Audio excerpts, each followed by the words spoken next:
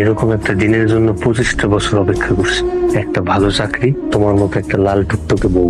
কি গো দেওরা, একটু সহ্য হয় না? দরজা খোলা রেখে কাজ শুরু হয়ে গেছে। এখনকার দিনের পোলা পান একটু ধৈর্য নাই, ফটো শুট করার আগে শুটিং স্টার্ট করে দেয়। দুধ দেখো, গরম গরম দুধ। আরে কি শুরু করছিস? এখন দুধ খাও টাইম। তোমার বাসায় তো তুমি দুধ খাও নাই বুঝি? নতুন বর সামনে এসেছি।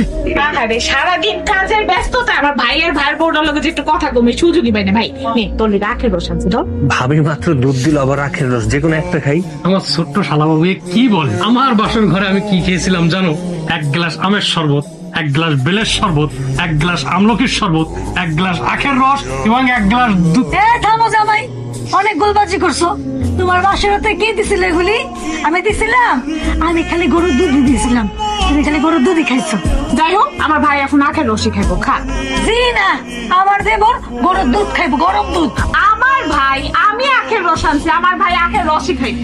আমি বলতেছি আমার দেবর গরুর দুধ খাইবো। ওই আখের রস খাইবো, গরু দুধ খাইবো, ও আখের রস খাইবো, খাইবো। ভাবি আপা আপা ঠিক আছে, আমি গরুর দুধও খাবো, আমি আখের রসও খাবো, আর যদি কিছু দেওয়ার থাকে আমি সেটাও খাবো, কিন্তু একসাথে তো খাইতে পারবো না। আমি ওগুলো রাইখা দিতেছি, তোমরা এখন প্লিজ যাও, আমি খাই নেব প্লিজ। আমার না খুব ভালো লাগছে, মানুষগুলোও কত ভালো। ও ছোট বউ, তোমার ঘুম ভাঙছে? দরজাটা খোলো, দেখো চা বিস্কিট নিয়ে আসছি। বড় ভাবি সকালে দাঁত ব্রাশ করার আগে কেউ চা বিস্কুট খায়? ওরা